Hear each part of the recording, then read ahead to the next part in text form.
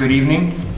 Welcome to the Act 46 Formal Study Committee meeting, July 13th, 2017. We are here tonight to continue our discussions on Act 46, and we have with us Dan French, who's been doing a tremendous amount of work since the last time we met and pulled a lot of things together for us.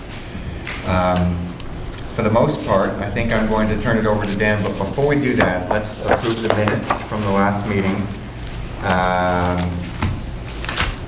Before we go there, and I don't want to out anybody as not having read the minutes, but is anybody having trouble accessing the minutes? So it's complicated. It's not complicated, but I have appraisal programs and fight with doc programs. I see. And I'm not gonna get rid of my appraisal programs to take minutes. If it's a PDF, it's fine. But if it's a doc process, you know. So maybe, would it be possible to include a link directly to that PDF in the next agenda for the minute? I will ask, yep. Is that difficult? Yeah, it's at least a five-step, five-click process to get there. But we could just copy a link directly to that PDF and Just a put that in the PDF is agenda. fine, Yeah, okay. But the Word doc fights with my program. Okay. You know, I'm not gonna get rid of my program, just satisfy that. Well, for those of you that were able to access the minutes online, any comments? No? Here, one. Yeah. Page 4, line 4, where it says focus on MUUD, shouldn't Yeah. that be conventional merger instead of Or MUUD? UUSD? Should that, Dan, does it matter? No, I mean, yeah, it could be whatever you want. I mean, one thing is like, what did you say versus, you know, if technically from a legal standpoint, it doesn't really matter. But if that's what we said at the meeting, that's. Well, Donna was talking about it as a UUSD. I don't know if it makes any sense. Maybe, Richard, we just call it a UUSD to keep it consistent with what she's... That way it lines up with the documents she has put online for people, yeah. Thank you, Dick. I caught that also. In that case, I move to approve. Second? Anyone? I'll second it. Okay, we have a second. All in favor of the minutes, approving the minutes from last time? Aye. Okay, the minutes are approved. So Dan, we'll turn it over to you for a discussion and action on the responses to the policy goals of Act 46. Okay. When we do get to talking a little bit about that, I think maybe we're reading these aloud Okay. so that the general public can see them, the people in the audience can hear them, and that the community knows what we've come up with. So, anyway, that's where we left it last time. We did a bit of brainstorming to look at, and this document that's on the screen is one I sort of put together to guide committees in terms of brainstorming around coming up with a response to the 5 policy goals of Act 46, which is really the major piece of work the committee has to engage in. You know, once again, the purpose of the committee is to determine whether it's advisable or not to merge these districts. And this is sort of I won't say the educational underpinning of doing it, is it a good idea or not. So these 5 questions kind of get through some pretty big issues. And I included, if you remember last time, I included the last sort of number 6 on sustainability, which is one the state board likes to see discussed to a certain extent because it is sort of the overarching policy goal of Act 46. So we did some brainstorming last time, and then you directed me to go back and take a look at the work that the prior study committee had done. And then I also looked at some of those other merger reports that you had in your packets, in particular Madison Northeast. I'm just going to turn them on. So compiling those up together, and I share those up with Donald. So that's what you find in these boxes right now.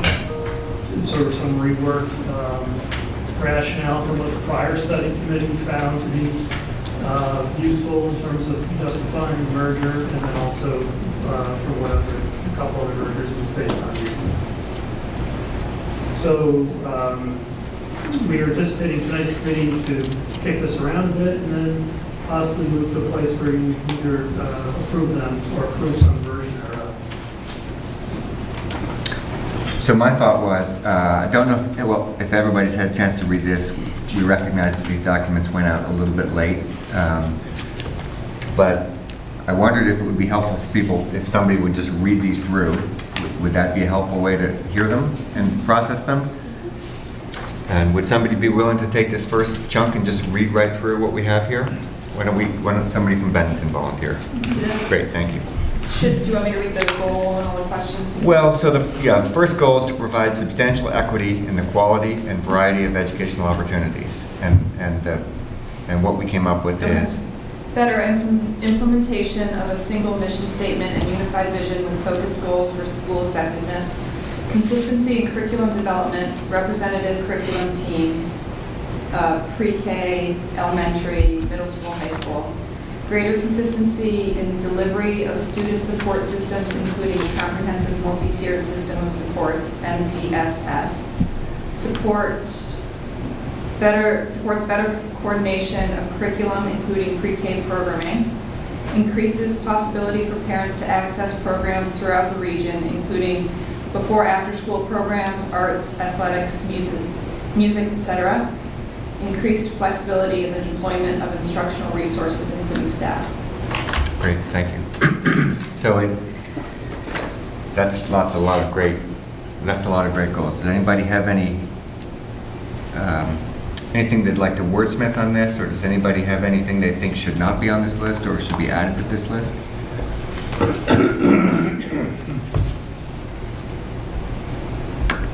No? All right. Should we do it like this, Dan? Just move on to the next one?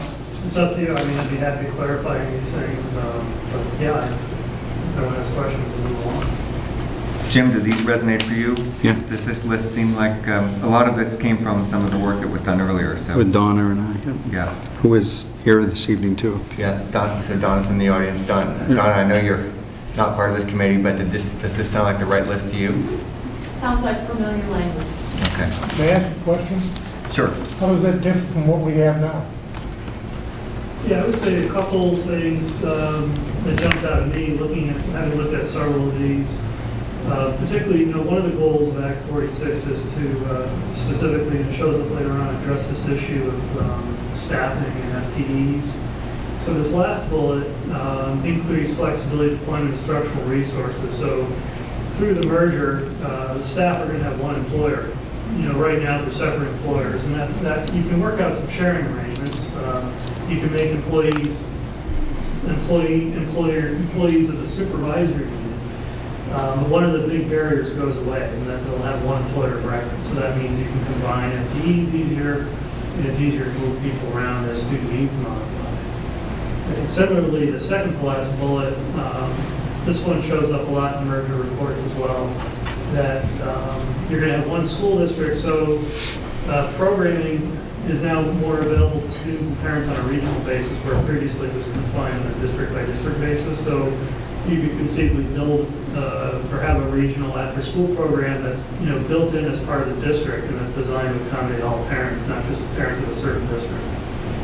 So those kinds of structural barriers go away with the consolidation of school districts. To the last bullet, I think, and I don't really want to get too far into the weeds, but that one actually gives me a little bit of concern from an employee perspective. Right.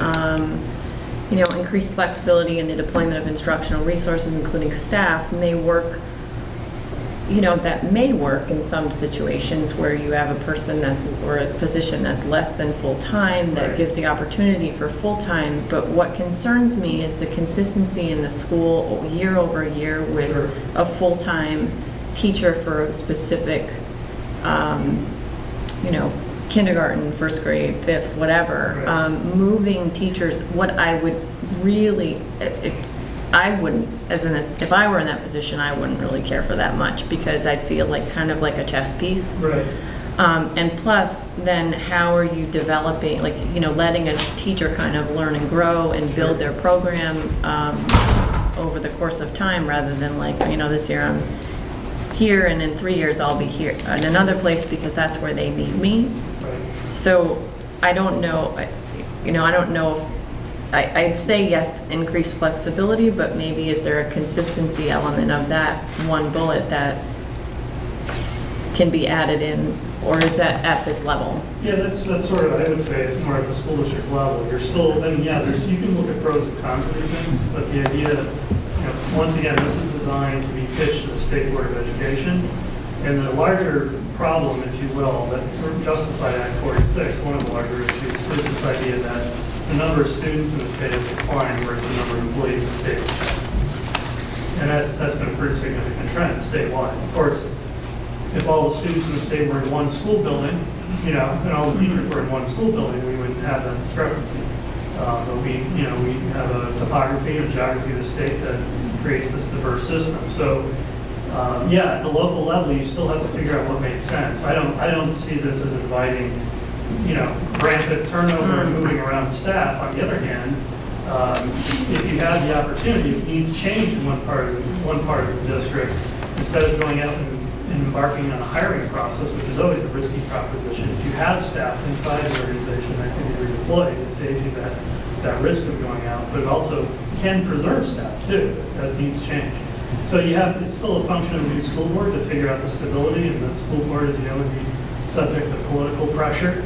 And I think the other place where teachers would, from a teacher's perspective, they would not seek to negotiate some sort of language that would protect them from arbitrary reassignment. And that's what I've seen in master agreements around the state. Yeah, I think the concept of, if we're going at this a lot from like the student perspective, which is great, but also, from the employer perspective of, that we have great schools in the system that probably a lot of teachers gravitate to. I know that they gravitate towards them. But now if it's going to be one big unit, let's make it a one big unit where they want to gravitate towards. So there's some protection in there for the teachers as well as the students. One of the other benefits is that if we have the ability to utilize our staff more effectively, then we can hire full-time FTEs, which I think will bring in more qualified, more, premium candidates, which is good. That's good. And to John's point, when I was superintendent, there was ways to work around that in the current structure. I used to have like a .4 music teacher in one school and a .6 in another one. And I would require the principals to do that search together, so they would hire a single person. They would require two principals to get together to agree to do that. And then I'd have two school boards take action on their parts of that. And then ultimately I would issue a single employment contract with the supervisor. So the individual had one employment contract, but technically there should have been two employment contracts. And I ran it, that becomes problematic sometimes. I had a situation where that teacher had to go out, a teacher like that had to go out on family medical. We required us getting approval from one board. If one didn't say yes to it, it would have been a really challenging issue to implement. So there's ways to work around it, but it's sort of an artificial way to get it done. But I would agree, Typically, people are full-time. looking for a full-time Absolutely. position. Absolutely. Half or Jim, do you have anything to add on sort of providing equity of educational opportunity? So the point has already been made that, it would be subject to collective bargaining anyway. There wouldn't be an arbitrary transfer. And when in the districts that we currently have that have the ability to transfer staff, like the 3 Bennington elementary schools, and the high school and middle school are on the same school district, same collective bargaining agreement, transfers, I would say, are rare, and it's usually it's a result of not arbitrarily moving somebody because we want to move them there, but a shift in student numbers, and really often it's a way to preserve someone's position because the need is shifted. So I have not seen many transfers. There's a couple going on in BSD this summer, but it's because of declining enrollment in the school that they're being transferred out of. So. Aaron, does that address your concern to the extent that Yeah, I we just can think move it's on? something, Okay. we can move on. I think what I'm I think it's kind of like it's a little bit in the weeds, but I think it is important that Not it's, lose track of, to not certainly. lose track of that. Yeah. Those are very valid, points of conversation. I think, just to remind you, what you're preparing here is hopefully a document that's going to lead this committee to vote yes or no on merging. And what you're trying to do is answer the question to the state's satisfaction. There's going to be a place, assuming if this committee votes yes to merge, there's going to be a place where you can put these other issues, and that's the merger report. And that's the thing the committee can read in detail. It covers your analysis of the pros and cons. This committee's hope that, staff wouldn't be arbitrarily reassigned. You could point to the track record of the current districts that already have the capability and so forth. But the thing that goes to the state board is kind of just focused on, answering their questions. Great, well, so let's move on then from equity to, what's our next one, Dan? Students to achieve or exceed the state's education quality standards. Anybody willing to read those 3 bullets? Yeah. Go ahead, Dick. Okay, it increases the ability of administrators, including school leaders, to put more of their focus on instructional leadership instead of management tasks associated with duplicative governance functions. Better coordination and sharing of professional development that is targeted on student outcomes across the entire system, pre-K through 12. Improves monitoring of student achievement data and other indicators of student success across the entire system, pre-K through 12.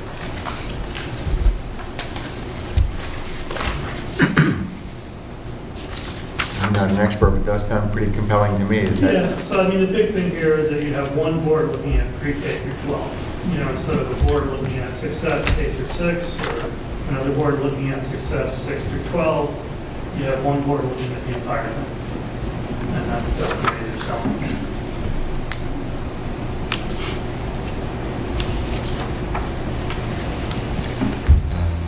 Any questions or comments on this one from the committee? I mean, my question is on the data piece. Do they usually still split it down by school, Dan? Or, because right now when you look at school performance, it's, Benel, Monument, Shasta, whatever school it is, Shasbury, Pownell, and you can track a single school. I mean, is it going to get lumped into one district-wide, or is it going to still be at the school level? What I see is people still very focused on school, because the school is the ultimate social construct for kids and their learning. You have to balance that with not setting up, in my opinion, that schools shouldn't be competing against each other. But you want to be able to look at the school as a coherent structure to say, what's going on there that's working or not working well, and what's working well over here that we can share better. You can certainly do that now under a supervisory structure. But to have a single board being in charge of it pre-K through 12, I think is pretty compelling. Yeah. To say, where if you're having a board meeting, you're talking about transition from 6th grade to 7th grade, that one board is looking at that issue as opposed to 2 separate boards. That's a big issue. Those transition issues are really good. Yeah, because I know at the individual board level, you're always looking at your school. Right. Let's say, you're comparing Shasbury's results to, Woodford's results and say, where do they fall on the testing? Right. So I'm just wondering how that would work out. What I see a lot of districts, you'll get if you merge, you'll get a merger incentive grant. One of the things they use those funds for is to put in new data systems to figure that out. Okay. And maybe I'm misunderstanding something. With what we're able to do because of North Bennington not being a part of it, would we have one board that's pre-K through 12? Wouldn't we still need You have 3 boards? Wouldn't it still be Mount Anthony, kind of like we have it now, then we'd have the elementary, and then you'd have North Bennington, and we'd still have to have an SVSU, wouldn't we? Because you have an SVSU, but you wouldn't have a separate board from Mount Anthony. You just have one. You have one big school district, and if North Bennington or whatever districts voted no, they would be standalone districts. okay, so even though North Bennington kids go to that, it doesn't. Yeah, well, they're part of the union school district still. I just want to make sure I understand. So that little SVSU would be set up to serve North Bennington, basically. SVSU would be reconfigured. Oh, okay. Yeah, That's still what have an SU if people voted no. Yeah, so it's kind of tricky to understand the Mount Anthony piece because that's where the modified union school district piece comes in, because North Bennington, if North Bennington votes no, they're still attached to the union school district, which is technically now this unified school district. The Mount Anthony School District is now basically a K-12 school district, where Bennington's attached to it only for grades 7 to 12. That's the model. So MAU goes away. That's right. Yeah. Because it would be this K-12 thing. Yep. Name to be determined. Yeah, or it could be MAU. Yeah. Could still be Yeah, MAU. Yeah, it's still, yeah. As is. then. But the idea was, yeah, you still have a supervisor meeting because you have separate districts. And, you know, Is that the fallback part, or? yeah, and we'll talk more about that. I think this piece is really what drives the rest of it. If you can come to agreement on this, then the mechanics of the rest of it are mechanics. You know, it's like, okay, if this happens, that happens. Got it. Here's how it goes.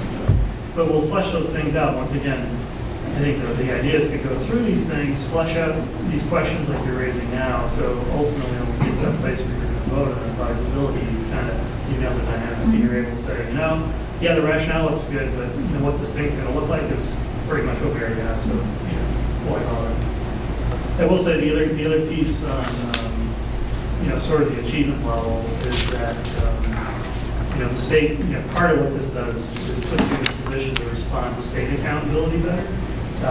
You know, one of the challenges the state has had, and one of the once again, from why Act 46 exists, but we have about 30% of the schools in Vermont have 100 students or less. And what that means is inside those schools, we have very small class sizes, and we call N when we're measuring students. So when we're trying to figure out, you know, you ask the question of how kids are doing, in many cases in Vermont, we really don't know because they're too small to measure accurately and validly. So we don't. So one of the things that happened under Act 46 is that when we start talking about state accountability systems, which is a requirement of federal law, that accountability measure is moving from the school district level to the supervisory unit or to these larger entities. So this new entity would be responsible for the performance of its member schools. But the data is going to be aggregated up some way, talking about this larger organization's performance. So another sort of mismatch in Vermont is that we have these tiny entities that can't really be set up properly from a valid data standpoint to comply with federal and state law. If I could comment on behalf of Woodford, we are one of those tiny things, but one of the things we always worry about is how students adapt from a tiny environment to the middle school, which is already enough trouble without any of that. And how they adapt socially affects how they do academically. I don't think there's any question about that. And right now, we look at it at an elementary standpoint, but we really don't connect with Mount Anthony very well to find out, to report how they're doing, to work on a cohesive system that starts with us and carries through. So that transition piece is an important It's a great example, Dick. piece that kind of may get addressed here, I'm not sure. Yeah, I mean, the way I look at it is the potential is for it to be addressed, probably better than it is now. Doesn't mean that you still have politics, you still have board issues, but the potential is you've eliminated a barrier that prevents that probably now a little bit. And this will hopefully happen more automatically or seamlessly. And opened a lot of lines of communication too.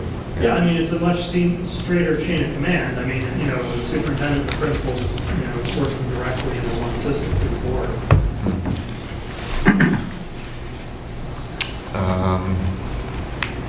Any more thoughts on quality standards? We move on?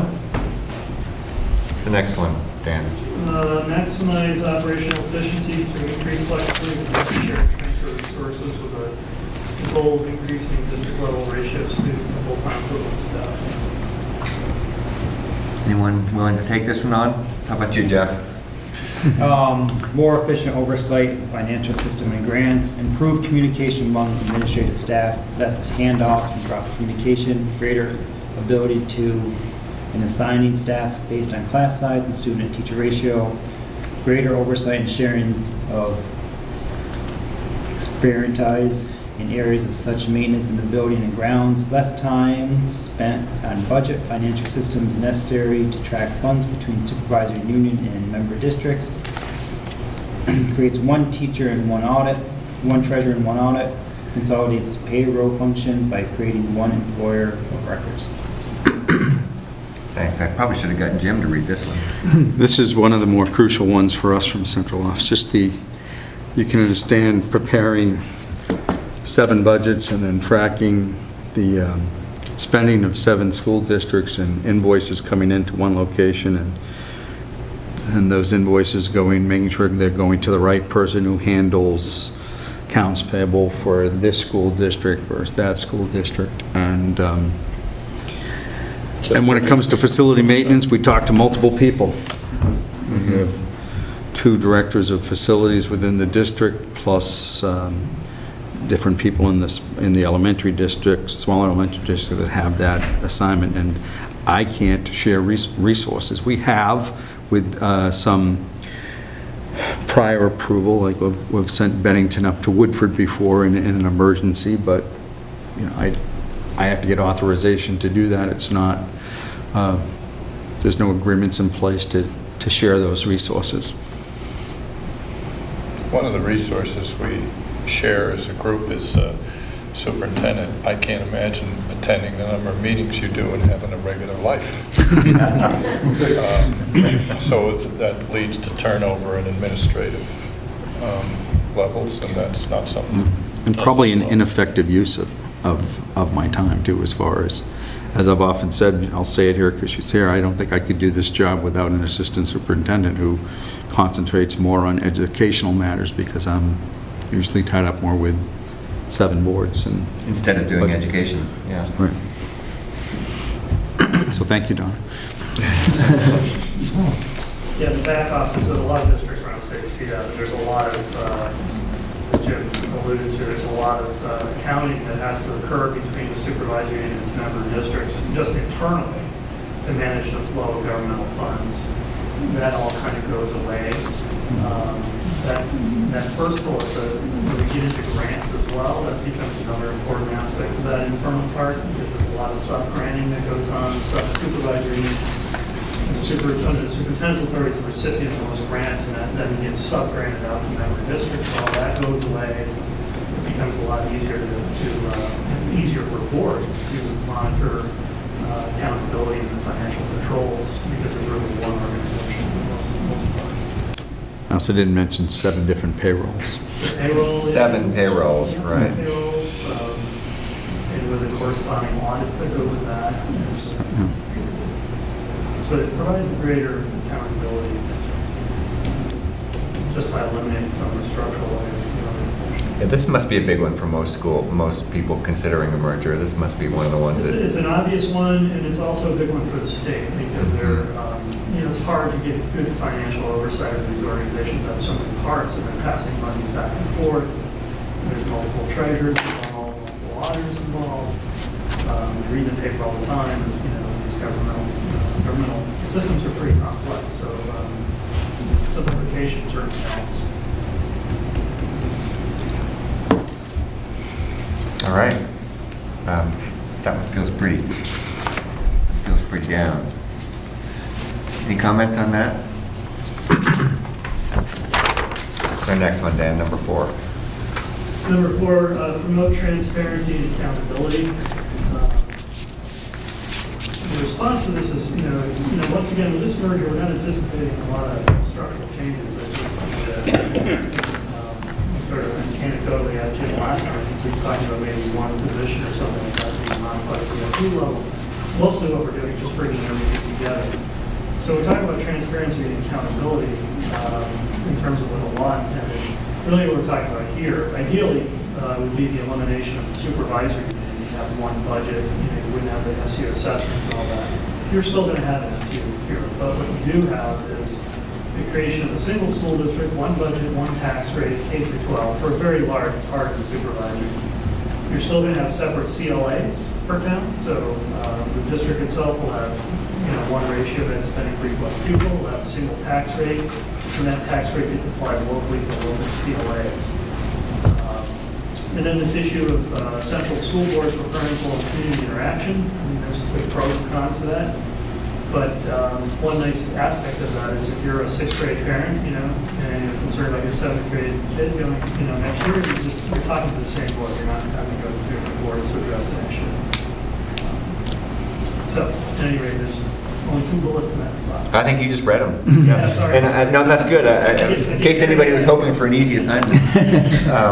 But is it a problem with the state that we only have 2 skinny little bullets on that? Is that enough for the? Oh, absolutely, no, that's fine. It's the obvious ones you read in this area. I mean, if you were going to a single school district elimination of SU, that's really what was intended by this part of the law. Okay. So we should probably, we don't need to spend a lot of time on this one then, other than what you've already. Yeah, and I would say, just to add, embellish it a little bit, you do have this phenomenon where you are all members of a union school district. So you look at, you have 2 tax rates in any one of your communities, right? So you have a tax rate for your town school district and a tax rate for your union school district. And that goes away in favor of having a single tax rate. So if you're trying, as a taxpayer, trying to figure out what's driving my tax rate, is it the union district or is it the elementary district? Now you just have one tax rate. And one of the phenomena we see with that sometimes is there's blame put on one versus the other. So, if you have increases going in one place and the only thing the local board can say, all we can do is on the elementary end, and it puts pressure one way or the other. So they say, well, so this will be in one place. You'll have all your K-12 spending in one budget and one tax rate. To some extent, that will help solve this thing about the supervisory unit budget, which people don't have a vote on, don't get Yeah. even to see or study, so it would improve the transparency there, even for specific categories such as staffing or special programs. So you Or can see ideally in the law, the elimination of supervisory units is really what they're looking at for transparency, because that gets rid of this all assessment stuff. You're going to get pretty close to that here, because you're going to have most of the education spending in a single school district, K-12. And the SU budget is going to be hugely simplified because of this merger. I mean, you basically can have special ed, and you're going to have assessments going out to North Bennington and this bigger district. But most of the costs will be embedded in the single district, so it'll be pretty simple. Some of our committee members are cold. Is the heat, Does anyone know? air conditioning able to be turned down a little bit? Control I hear is, shivering over here. Yes. I hear control deep is on shivering. that, underneath the coat rack, so.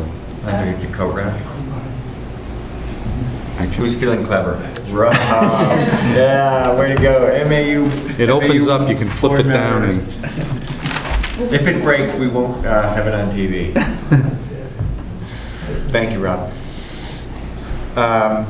All right, so let's move on to goal number 5. Tell us about that one, Dan. So this is the efficiency goal, delivering educational services that are cost parents, those and taxpayers value. Somebody willing to read these bullets out loud?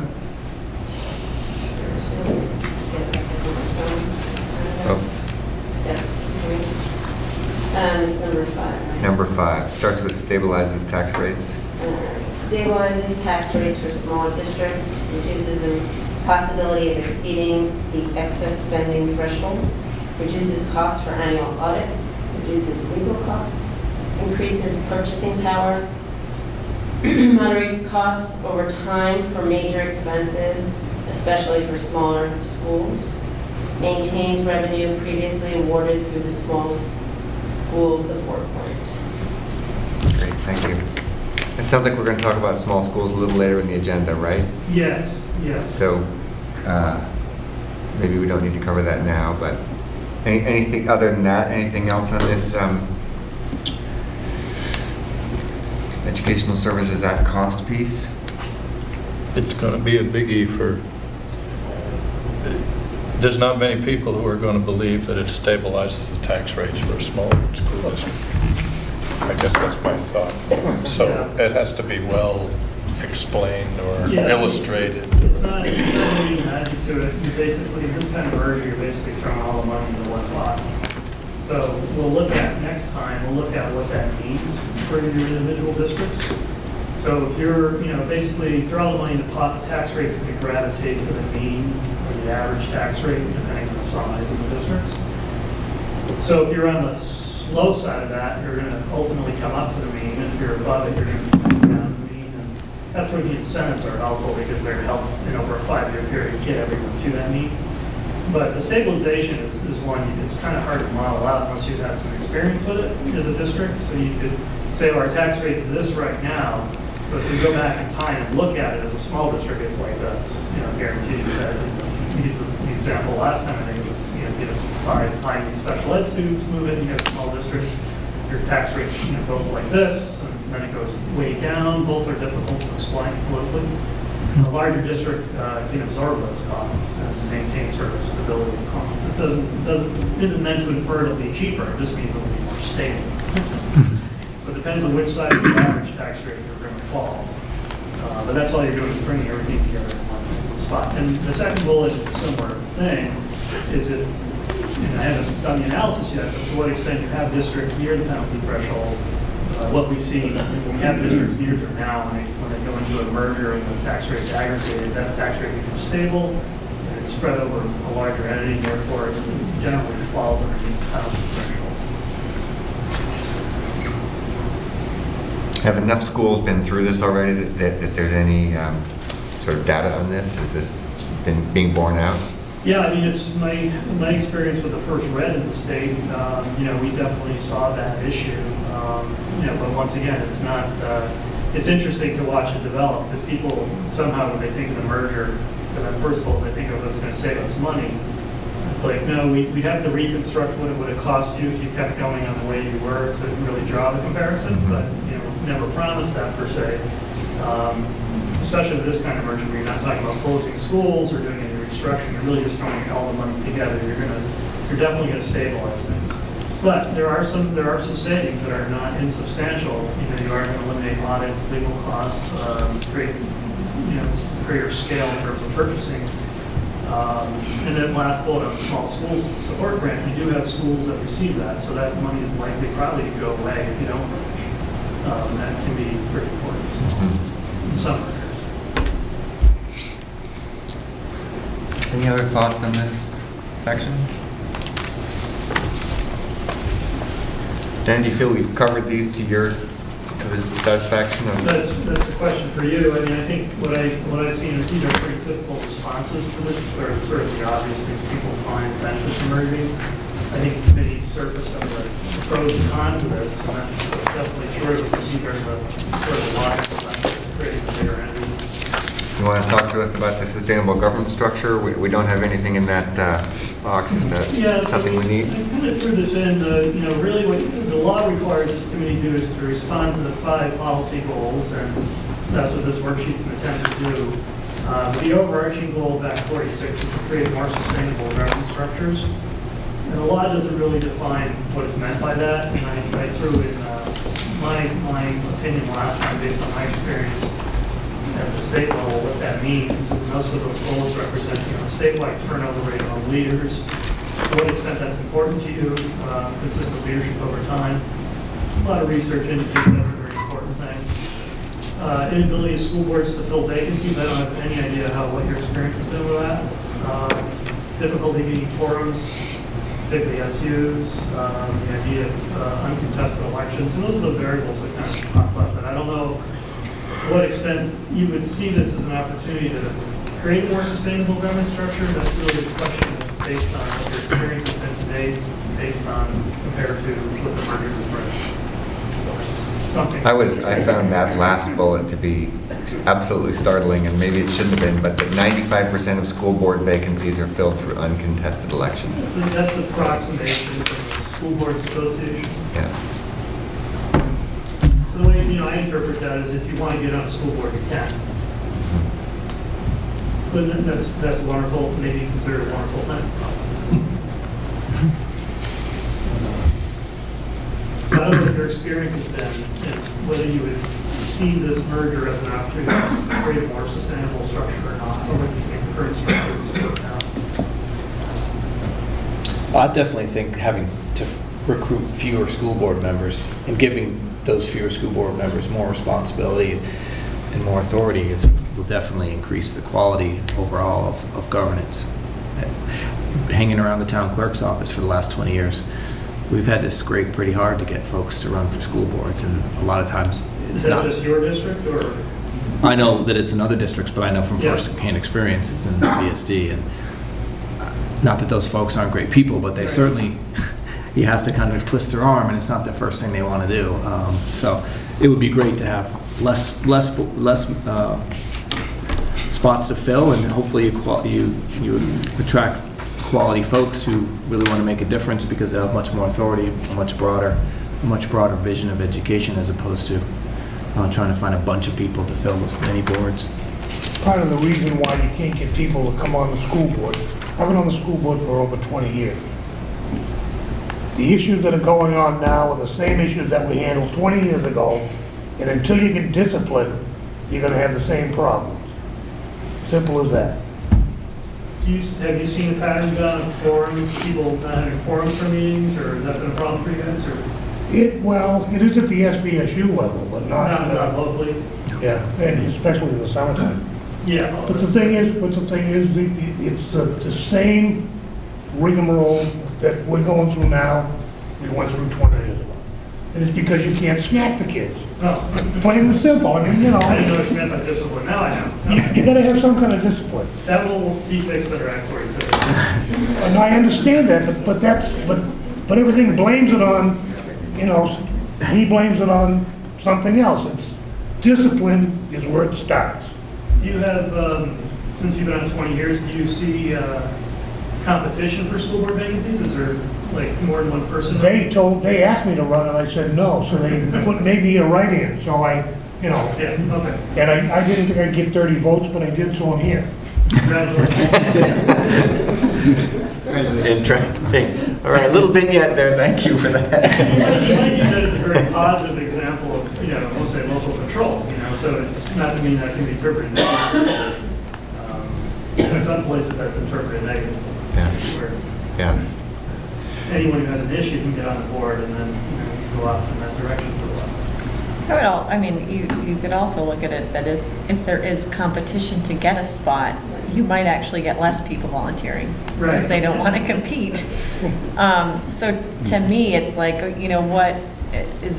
what's the overall function of the board supposed to be, Yeah. and how do you make that, I don't know, how you make that more attractive volunteer role?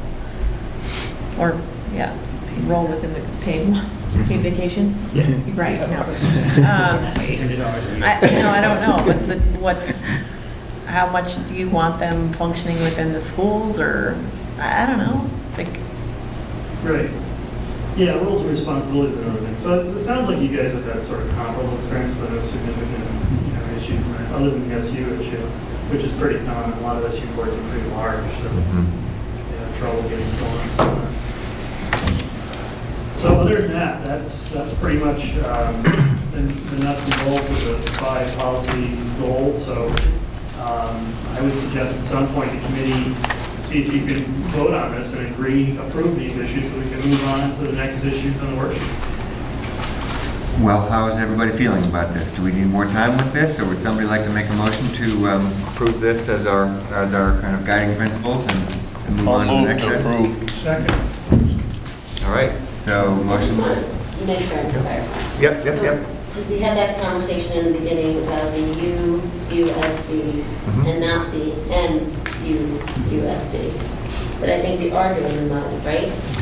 Well, what the conversation was about was so the MUUSD is a fallback. Right. But whether or not what you were falling back from was an MUUD or UUSD. Right, okay.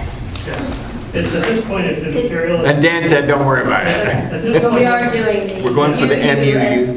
With the mud fallback. We're going for the MUUSD fallback is what Donna we're going to Rizzo a little more said. into that, I think, next time. And a little bit tonight, actually. Just to wanna talk make about sure. governance. Yeah. At this point, you're just talking about it doesn't make sense educationally for these districts to get together. And we can call it something else, later on. But, we're going to have to call it something. No, but I just want to make sure, like, Yeah. from that presentation we received, that I understood Yeah. where we were going. Right. and what we were doing. Any other discussion on policy goals? The big thing, talking to another board member, is going to be the tax thing. And I know it's put a lot of pressure on Renee for next week. Just what's going to happen, because, you don't want to see your numbers go up. Right. Everybody likes to see the numbers go down. But some of these numbers the merger are going to have to go up. That's right. And it depends on who's. That's right. And that's to be the big discussion, how that money is going to be Yeah. split. Because, Bennington's doing a big project this year. Right. In 5 years, Pound's doing a big project, It's to be a little hard to justify. We just did it 5 years ago. So I mean, at what point do these numbers matter? And I mean, that's to be Next the week. big discussion. Next week. Yes. Okay, so next week we'll look at the modeling for that, and, yeah, this, I I'll mean- be the one arranging it, I have all the raw data now, so, but once again, the phenomena, my guess is with this is all you're doing is throwing all the money into one Yeah. pot. So these issues of who's spending a lot now, yeah, you're all gonna own that, you know? But I mean, So- if you look at the goals, I think we answer the questions well. You know, there's bullet Right. points, but it's the nitty gritty after That's right. that, which I think, you know, look at this, well, it looks good, but when it comes down to the numbers, that's to be a Well, different we story. got a lot of work to do. We've got a lot of specifics to do, Yeah, yeah. and that's why, you know, once again, the logic model Yeah. for this committee is to vote yes or no on advisability. My argument would be, you can't do that until you know the financial implications of what you're talking about. You know, this is all, okay, so this sounds great, it sounds good enough, but what if it looks outrageous? I mean, if you have a tax rate over here and one up here, when you bring them together, it's politically impossible. you Yeah. know? And that's why the very last thing we'll look at, you know, right before you figure out to vote or not, is this idea of necessary versus advisable districts. And that's a political assessment to say, well, these guys are looking at a 40-cent tax increase. There's no way they'd ever vote for this in that community, so therefore we should put them down as an advisable, so it doesn't jeopardize the vote. You know, so those are kind of the things you do at the very end. Okay. Okay. So for tonight, we're just really looking at policy goals, and then we'll have a chance to get into specifics of how the rubber hits the road. Yes. Okay, so any other comments on policy goals? Motions on the floor. All in favor of accepting these policy goals as our working goals, say aye. Aye. Opposed? Okay, there you go, Dan. Thank you for helping us pull all those different pieces of work together. So next up, we're going to talk about board configuration. I think in your packet, you probably have this document that's on the screen right now. And you might have, I think also this document from the AOE, perhaps that provides some good reading. What was the first one? First one is the one from me. This is the one I'll speak from, but I just want to point out this other document, if you want some technical detail on what we're about to talk about, there's a nice AOE document on this. So our next topic is to figure out the configuration of the district. And this will get us closer to this question of MUSSDs and MUDs and whatever. So this becomes another important consideration for the committee. So we've talked about some policy goals, now we're talking about, all right, so once again, hypothetically, if we were to merge these districts, what would be the most likely supportable configuration that the community would agree to? And so there's two methodologies available under the law, and both sort of speak to this issue of one person, one vote, which is fundamental to the U.S. Constitution.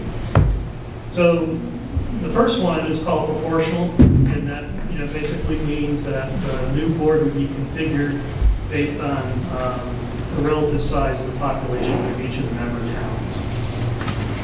And the second model is an at-large model. So if we look at firstly the proportional by town model, as you are well aware, Bennington is substantially larger than the other communities. So, approximately 63. If we look at it from a population standpoint, the population of Bennington represents 63% of the population of this proposed merged district. So that politically becomes challenging. If we translate that over to number of board members, you can see out of a board of 17, I should say the law only allows you to have 18 maximum on a merged community board. Then Bennington would have 11 of those members, and which means they would essentially have a supermajority. Anytime Bennington folks want to get together and do something, and the others couldn't stop them. In my experience, that's a problem. And I'll call it the supermajority problem. So my recommendation is you don't look at that much more. Move on to the at-large model. Under the at-large model, board representation does not need to be proportional to town, by town, since all the board members are elected by at-large voting. So at-large voting means that all the votes and all the towns are going to be mixed together. All the board members are going to be elected by all voters. So the board member is from Bennington. They're going to be voted on by residents of Bennington, residents of Connell, residents of Woodford, Shasbury, and so forth. So therefore, the state has determined that that doesn't violate the one person, one vote kind of idea, since everyone has one person, one vote. However, under this model, you are allowed to figure out certain seats from certain communities. So we get into the sort of a hybrid idea that, yeah, you're going to have everyone vote on everyone, but we can fix the number of representatives by each town. And this is sort of the compromise of a hybrid that usually works in situations like this, because it gives the ability of a larger town to have a few more representatives at the same time. The thing I usually look at when I'm setting up these models is avoiding the supermajority issue. So when I'm setting these up, I look at proportionality approximately, and then ensure that the votes in the other communities combined can outvote the largest district. So if you look, for example, in the model I created called small board, and this would be, when I say small board, I start with the number around 11. I say, okay, Bennington would have 5 representatives, North Bennington 1, Shaftesbury 2, Pownell 2, and Woodford 1. So North Bennington, Shaftesbury, Pownell, Woodford combined would have the ability to outvote Bennington. Okay? Not to say that's how people would vote, but it just sort of politically addresses that issue. And then I created a model on a similar idea based on sort of the largest, you could certainly get to 18 somehow, but it's the largest one. And I must admit, I have a preference for odd number boards. So I kind of go that way, but you can have even number boards if you want to. So in this case, you can see Bennington would have 8 members, North Bennington 2, Shaftesbury 3, Woodford 1. So what we need the committee to do is to figure out, which way to go. I'm pretty much thinking, based on what you've done before in the district around Mount Anthony, that you've looked at hybrid models before, so this is probably where you're heading. To me, the first one doesn't make much sense, but maybe you like it. I don't know. Bennington people might like it, but I don't think anyone else politically would support it. So you end up with a hybrid model of some sort. And then from here, once you'd agree on, kind of where you wanted to go, what we would then develop are contingency models. Okay, so if North Bennington voted no, what would the board look like? If Pownell voted no and North Bennington voted no, what would it look like? If North Bennington voted yes and Pownell voted no, what would it look like? If Woodford voted no and Pownell voted yes and North Bennington voted yes, what would it look like? So we have to flesh out every single one of those contingencies. Those are actually pretty easy to do once we understand what your intention is and what the sort of base model is. Well, and so in the previous iteration of this committee, let's see, Dick, you were there, Jeff, we spent a lot of time on this. Yeah. And we ended up going around in circles for a long, long time and came back to the idea that the MAU board structure, which is currently 4-2-2-1, I think. Was it 4? 4-2-2-2-1. Yes. Has served this community very well. And it has, what we came up with at the last meeting was that proportionality has given Bennington a very strong voice at the table, but has not overwhelmed the other communities, and so everybody has felt like there was room for them in it. And so our recommendation in the last round was that we consider the MAU hybrid at-large model as our model. So I guess before we go there, though, do all the committee members understand the sort of difference in the models, and do we need to have more conversation about hybrid and hybrid at-large and all those different things? Only that I think you're better off, the mechanics of a board work out better with fewer members. Yes. You start getting to 17, that's 18. important. I agree. Some people like to go there, but it's harder to. So we need to stay with the lower, small board version. Which is the size of MAU. Yeah, 11 seems good to me. 17 sounds like a nightmare. Other questions on the sort of the options that are open to us, particularly from the board members or the committee members who were not in the previous versions of the committee? So what you're saying earlier is the 4-2-2-2-1, 1 being Woodford.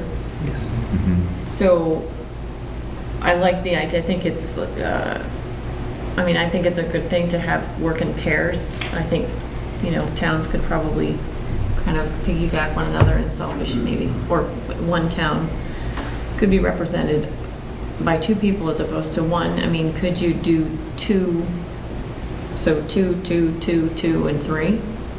So then you're taking 1 vote away instead of 4 to Bennington. And then Woodford gets that, I think you'd find that hard politically in Bennington. Yeah. Yeah, just no. because of the sheer number. And I of think Bennington. Woodford's There's only one person. kind of used to the one on, not the, Yeah, you'd have a hard time getting a second one in Woodford. Don't die. but I also think it's the model that they're currently Accustomed to. comfortable and Okay. with, you know. It does beg the question a tiny bit. What happens if North Bennington truly goes a different direction? Yeah, I mean, they'd still, if they vote no on the merger, we have to come up with a contingency model that doesn't include them. And so if we, let's say, we start with the idea that Bennington has 4, North Bennington has 2, Shasbury has 2, Pownell has 2, Woodford has 1. That's what your Bennington is, right? Right. So if North Bennington voted against the merger, you would be down 2 representatives. So the default at that point would be 4, 2, 2, and 1. So you have a 9-member, 9-member board. and you still wouldn't have a supermajority. Which is what this board is right now. You'd be sensitive to the, you can work mathematically around that supermajority issue. That's what immediately comes to mind. Yeah. And we would still need them to vote because of they're involved in the 7 through 12? That's correct. Because, right, because they can't do these tuition things. They're part of the union district, so we're through the merger, you'd be You have to- contemplating changing that, so Right. therefore it requires all the current members to participate. So Dan, this board currently is configured This that way. committee. This is 9 members, 2, 2, 2, 2, 4, 2, 2, 2, 1. Different, we've worked through that a little bit, we can flesh out those scenarios, but it's easier to do that once you've kind of decided on your intention. Like if you say it's not anything that works, people are used to it, it's fair, then the permutations that derive from that are pretty easy to figure out. Well, maybe I could just boil it down to this for the committee. Does anybody have a suggestion for a better way of doing it than the MAU model? I mean, I think the No, MAU but- model works. I think you should initially go with the 5-1-2-2-1. And if North Bennington says no, then drop it down to 4-2-2-1. So that's a good, so if we elect to go with the hybrid at-large method, can we do the math later? We'll actually have to include that in the merger Okay. documents, so the voters, the information that goes before the voters has to be explicit about, if this community votes no, and this one votes yes, here's what the board will be. And I Well- think that does make sense too, because North Bennington's, part of that board will only have Yeah, but 7 to 12, so they'll have smaller, I guess, They're not. impact in terms of their students. I worry all about the politics. I worry about the politics of raising Bennington's number at all, even if the assumption is that North Bennington, it's going to end up at number 4, about going to the community and saying, it's different than it has been in the past. Bennington actually has one more. I think that that's just opening a can of worms. I think that that opens the whole process up to, whoa, why is this changing? Why is, Also difficult is the fact that they're not here to advocate for themselves. So- Yeah. Which is, Are you which is talking fine. about but- moving I'm talking- Bennington 4 to 5? yeah, I'm talking about moving Bennington 4 to 5 and North Bennington 2 to 1. I think it's just kind of, the optics aren't great. Mhm. Well, and it does a little bit more closely track population. Yeah. The way the MAU board is set up, Oh, right? well, According to your- North Bennington's 7%. It's not, Pownell and Shasbury are 14%. That's a lot, that's, Yeah, that's the way I kind of tracked it. Yeah. But you also have to remember, Shasbury is a split district. So we have half our kids in North Bennington, half our kids in Shasbury for elementary. Okay. Once I go to MAU, they're all Shasbury kids. According to the way we look at it. Right. Because, MAU was done before they were, I guess, legally part of North Bennington. So realistically, if you're looking at shifting numbers, that one number that should be MAU should probably go back to Shasbury. Because, we have kids that are being allotted, being counted in North Bennington as MAU students. so you would say, in that case, 4-1-3-2-1. No, I think he's saying 5-1. Yeah, we'd gain that one from North Bennington. So it'd Oh, be- from North Bennington. Yeah. if they're out of there, I might make the recommendation is 4 for Yeah, and Bennington. that issue is still open. And I think we that's- have to figure that out. Yeah. Because we we had to would, figure that out. we would probably consult with our attorney, that's where he gave us the makeup of this committee. I gave him, he requested from us our census data, and then he gave us back for what the portion should be. Yeah, because I Well- think go ahead. No, go ahead. No, and my thinking right now is that part of Shasberry that's in North Bennington School District is part of the North Bennington Independent School District. When I just was playing around with some of the finance stuff at the state level, the way the database is set up at the Yeah. state level, it appears that Shasberry has a town school district, and North Bennington is an independent school. Independent school districts can be comprised of parts of other towns, Yeah. or subparts. So I'm thinking that the Shasberry voters, when this thing, if it goes to a vote, Shasberry voters that are part of the Shasberry Town School District will vote, and the Shasberry voters that are part of the North Bennington Independent School District will vote. Yeah. And the dissolution of Mount Anthony doesn't change that. Yeah, it doesn't You know, change so that, those- if they vote no, that part of Shasberry that's part of North Bennington Independent School District has voted no. Yeah. I'm thinking, this is the Yeah. hypothesis, I don't know. So rather than jigger the numbers Yeah, too yeah. much, I guess this is exactly what happened last time, and we went around and around and around about this number. And I guess, my thinking on the MAU model is that you have one town that's bigger than all the rest. Yep. You have 3 towns that are kind of small, and you have 1 town that's teeny. And that's kind of where the 4-2-2-2-1 seems to sort of reflect that. So, And if you don't change that, people don't see it as change, and they hate change anyway. well, and furthermore, on the positive side of that is it's worked well for us. It has worked. Yeah. Now's not the time. I mean, my first thought is like now would be the time to jigger with that. It could be reworked at some point down the line, That's can't right, it? the voters can change it later on.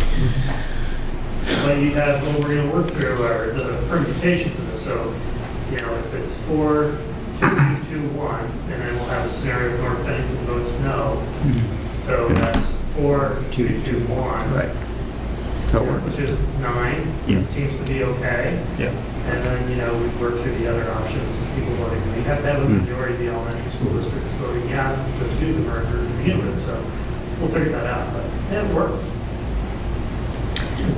How would you like us to proceed with this? Would you like a motion, or would you like to just kind of move on, or? No, I'd like a motion, I kind of like to get progress, I mean, it's up to the committee, but my preference would be to vote on things incrementally. Just for the at-large, it might not be a concern, but it could be a concern, especially if you look at the Shasberry and Pownell, North Banks come in.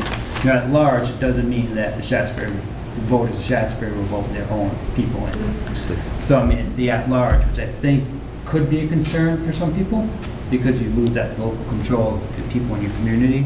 Who's to say that candidate A, who is, like in Bennington, who lives in Shasberry, wins because of Bennington votes? Now, you have to be a resident of the community. Yeah.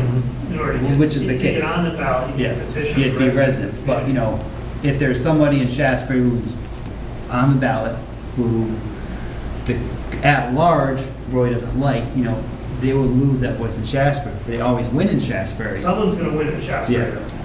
Yeah. That's the thing. Yeah. So- Okay, 2 from Shasberry, one way or the other. And I haven't seen any of those issues be a problem at MAU. Yeah, I don't think they've been extra. Mhm. But, you always have to work Think on- about it. You always have to think about it. Well, I move that we establish a hybrid model of operating with Mount Anthony now at 4-2-2-2-1. Yes. Second. Second. Okay, so we've got a motion on the floor. Any further discussion? Kind of had the discussion first. I guess I'll just have one Yeah. point that I think, Go for it. my hope is, and I think we'll get there, is that it won't matter where you're from, because it's all about the kids, and it doesn't matter if the kid's from Shasberry or Pownell or Woodford or Bennington, and it shouldn't matter where you live either. It's all about what's best for the kids. So, we set this up because politically it makes sense, but in the end, it just shouldn't matter. And so hopefully people see it that way. Well, that's exactly what Jackie Prue said to me about, the Mount Anthony model and her aspirations. So she's not here to speak to that, but I think there are a lot of people that would agree with you on that. All right, well, all in favor of moving forward with this board configuration model, say aye. Aye. Opposed? Okay, So, thank you, Dan. those were 2 of the bigger, the thornier issues to complete the work think that's where we're heading to. I identified a couple items that I think we need some feedback from you on. The first one was small schools. So the idea, in the law, you're going to be able to protect closure of small schools, which is a 4-year protection built in. So it basically says no small school, no school can be closed for 4 years after the merger without the express approval of the community in which the school is located. So that's built into the law. Do you want to include any separate protections for small schools? Do you think 4 years, as the law provides, is sufficient, or do you want greater protections? So for example, some communities put in their bylaws that it would take a supermajority of the new board to close the school. So it would take like a vote of 90% of the board members to close the school. Other people include things like the new board would have to hold hearings in the town where the school is going to be closed first and have to hold a non-binding advisory vote in the town where the school, so there's a couple different ways to do that. I think the article says, as we written, the first draft, the other committee was requiring 2 votes and I'd have to go back and look and see what, it might even had a timeline of how far apart the 2 votes had to be. I don't remember that Yes. timeline, but I think it was 5 years, right? 5 years before we could close the school is what, but that's just was in the draft article, so it went a year greater than the law. And So we- if there's concern about that, we should, put together some ideas. I don't know to what extent there's concern. I think there's concern, and I think part of why we're here together is because we want our small communities to stay strong. Right. So I think we want a Woodford school, we want Pownell School, we want a Shaftesbury School.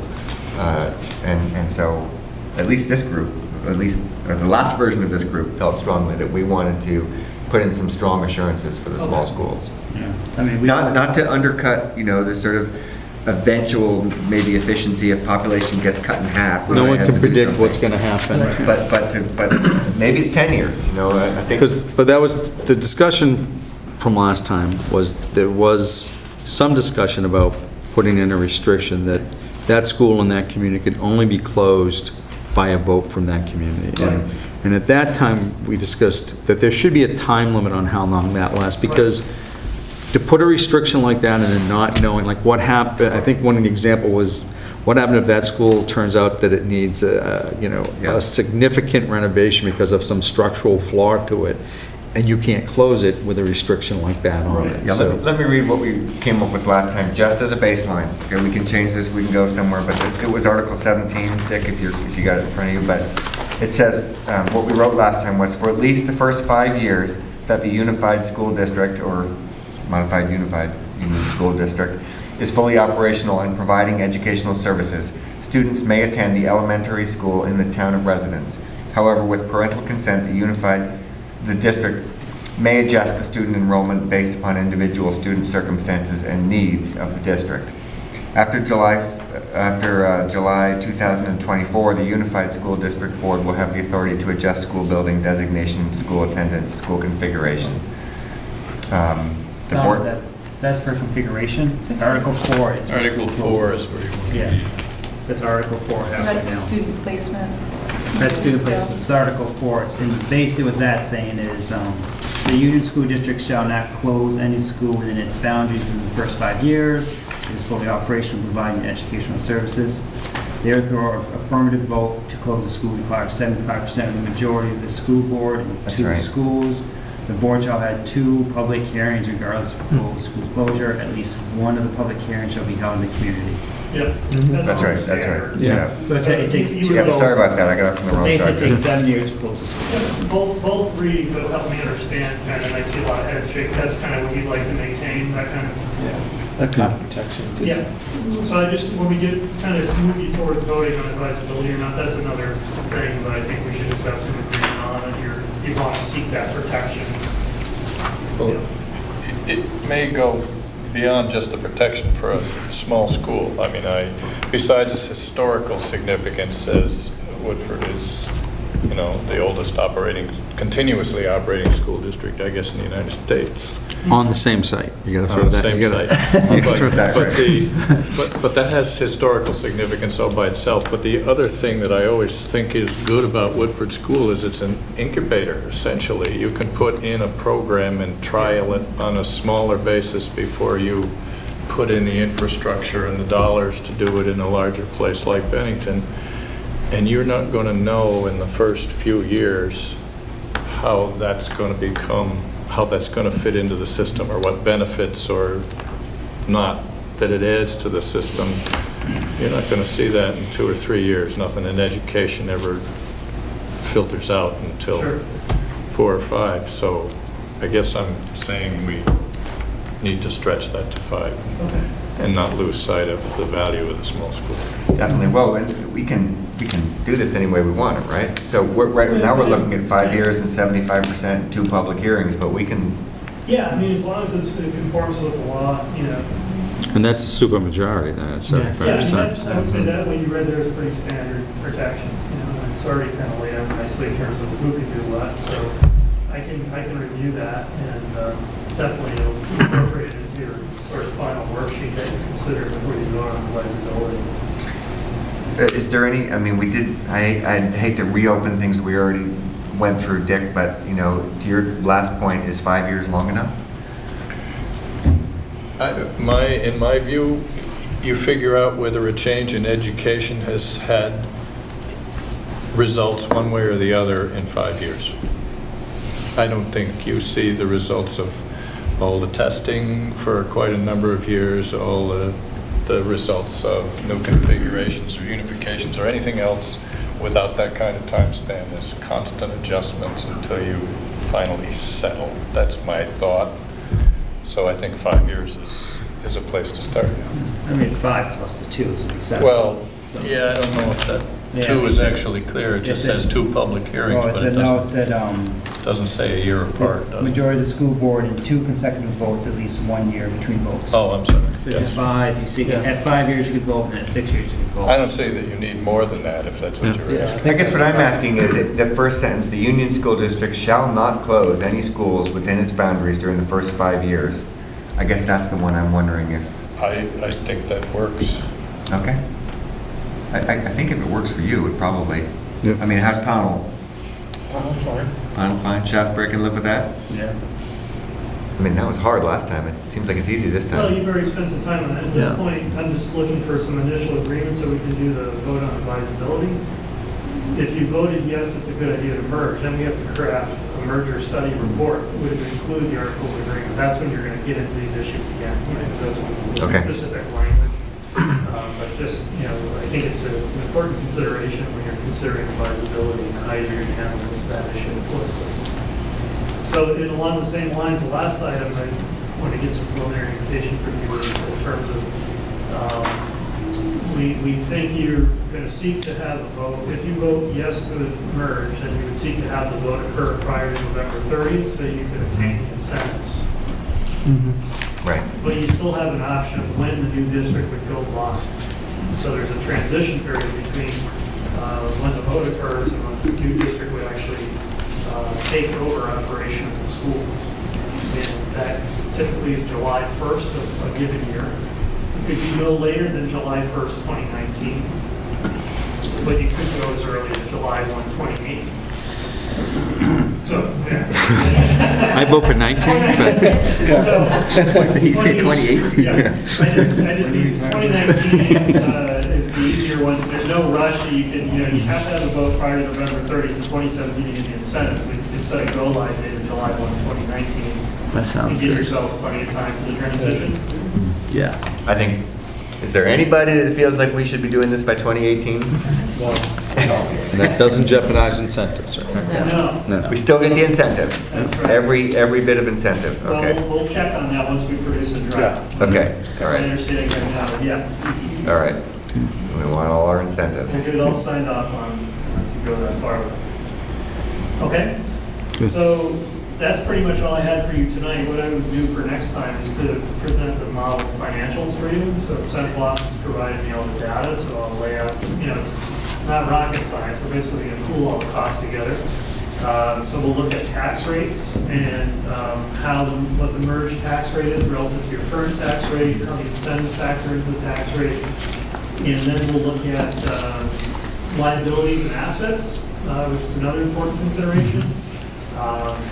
During this transition period of the merger, districts have, the local boards have the ability to address how they want to deal with their assets. Basically, the way the merger gets set up on July 1, 2019, any assets or liabilities in the current districts would become assets and liabilities in the new school district. So in the transition period, districts can divert assets. Or they can't really divert their debt.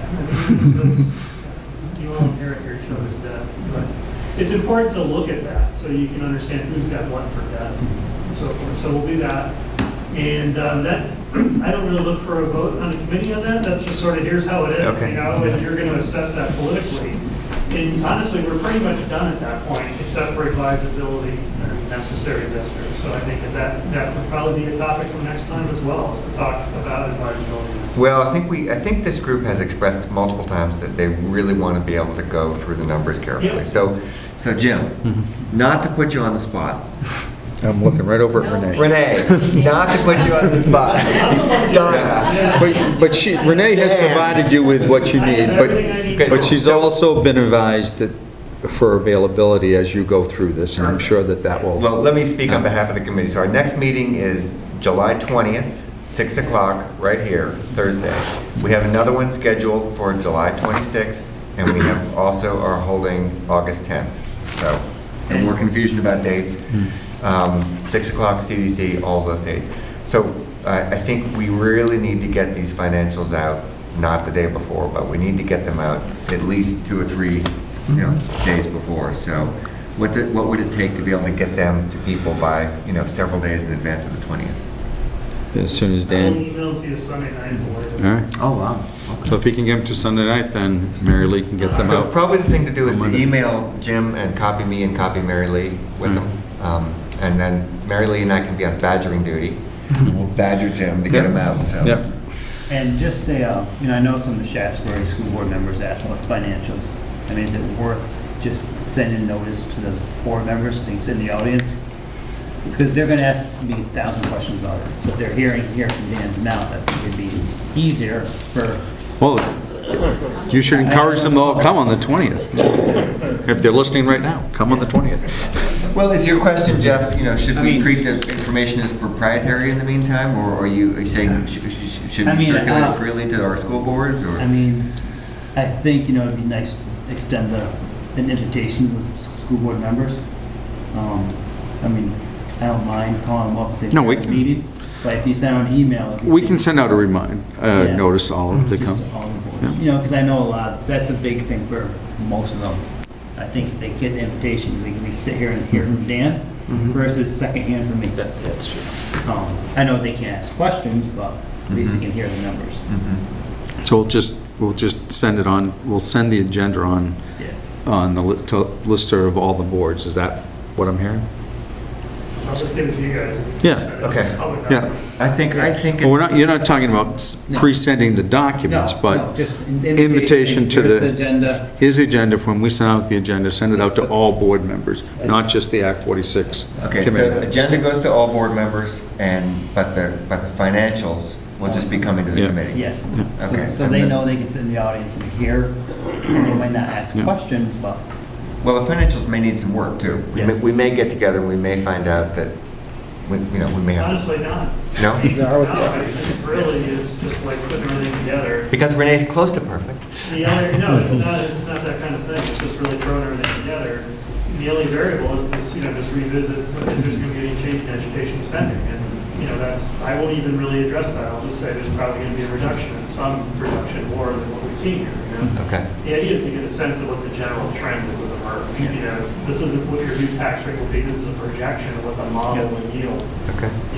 So it's, the data is all locked in, there's nothing we fudge or change, it's just how do you model it. Okay, great. Well, we'll try to get that out on Monday. Before we close, go ahead, Dick. I guess I just want clarification on the financial model. Yeah. So this document is going to show us the aggregate, what the whole pile of money does. It's also going to break it down for, Compared to what your current, compared to what your current is in Woodford for that's right. 2 different costs of houses, that kind, how far does this go? No, what I'll do is I'll determine a merged district tax rate, and I'll compare it to the current Woodford tax rate. So you'll see merging will cause your tax rate to go up or down, basically. And then I'll factor in incentives, which are designed to soften the blow, if you will. Mhm. There's also a 5% hold harmless provision that no district can see an increase of more than 5% in any given year. So that's built, I'll factor that in as well. The merging cost your tax rate to go up 10%, and mathematically, you'd be protected and only see a 5% increase. You know, so I'll bring all that together. Does the, so we had some kind of a discussion that didn't really get off the ground last time about assets. Does that come into Then I'll the? show that as that's a separate setup. I'll show you assets and liabilities in the districts, because that's a sort of important consideration. You know, I'm looking at this from a political perspective, and your shoes, you know, what does it take to develop advisable? Here's the effective tax rate, here's what everyone owns. Here are the small schools grants, you know, that are potentially going to go away if you don't merge. I have all the data there. It's Other things from the board? I would like to give the audience just a general. Rob, do you have anything from MAU? Any questions? Any other questions from the audience tonight? Harry? No? Okay. There's just Done. one thing I want to mention in terms of small school, because we have experienced it in the area where I live, about, it is in the language you might want to put, may not close or suspend the operation of this because sometimes that happens. The board will just suspend it and then end up in effect. That sounds like a dirty trick. Yeah, that's sinister. yeah, there's- Just a little language you might. Yeah, the only language in Vermont law is suspension or discontinue the use of the schoolhouse. It doesn't talk about closing the school. The phrase in Title 16 is discontinue the use of the schoolhouse. There's no such thing as suspension per se, but discontinued use is technically a suspension. Okay. Thanks for that. All right, everybody know when clear on the next meeting? Gonna have all your financials read by Thursday, the 20th? All right. Guess I'd entertain a motion to close the meeting. Second. All right, all in favor, say aye. Meeting is closed. Good. Pass your, Thanks, Don. name